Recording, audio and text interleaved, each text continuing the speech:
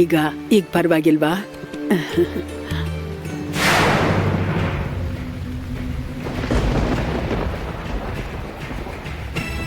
ಬಾಬಾ ಅವ್ರೆ, ನಿಮ್ಮ ಕೃಪೆಯಿಂದ ದಿಗು ಸಕ್ಕುನ ಕರ್ಕೊಂಡು ಸುರಕ್ಷಿತವಾಗಿ ಮನೆಗೆ ಬರ್ತಾನೆ. ದಿಗುನ ನೀವೇ ಕಾಪಾಡಬೇಕು. ಯಾವಾಗ್ಲೂ ನೀವು ಅವನಿಗೆ ಜೊತೆಯಾಗಿರ್ಬೇಕು.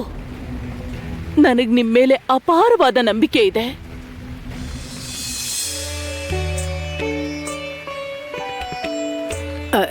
ಇಲ್ಲಿ ನೋಡು ಉಮಾ, ಇನ್ನೊಂದು ಬಡಿಸು. ಅಯ್ಯೋ ಬೇಡ ಬೇಡ, ಸಾಕು. ನಾನು ತೃಪ್ತಿಯಾಗಿ ಊಟ ಮಾಡಿದೆ. ನಿಜ ಹೇಳ್ಬೇಕು ಅಂದ್ರೆ ನಾನಂತೂ ಜಾಸ್ತಿನೇ ತಿಂದೆ. ನಮಗೋಸ್ಕರ ಇನ್ನೊಂದು ರೊಟ್ಟಿ ಹಾಕಿಸ್ಕೊಳ್ಳಿ. ಬೇಡ ಅತ್ತೆ, ನಿಜವಾಗ್ಲೂ ಬೇಡ.